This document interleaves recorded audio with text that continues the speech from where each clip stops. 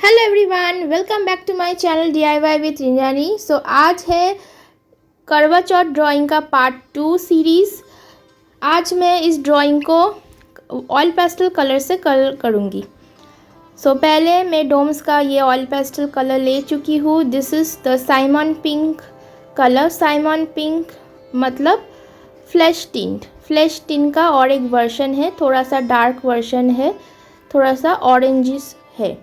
If you don't have this shade you can use flesh tint colour, जो कि skin का colour होता है। तो first you have to put this colour all over the face, जैसे कि मैं कर रही हूँ। फ्लैश टिंट पूरा एकदम देने के बाद I will use orange colour. Okay, this is pure orange colour जो मैं दे रही हूँ। आप देख ही सकते हो कैसे मैं दे रही हूँ।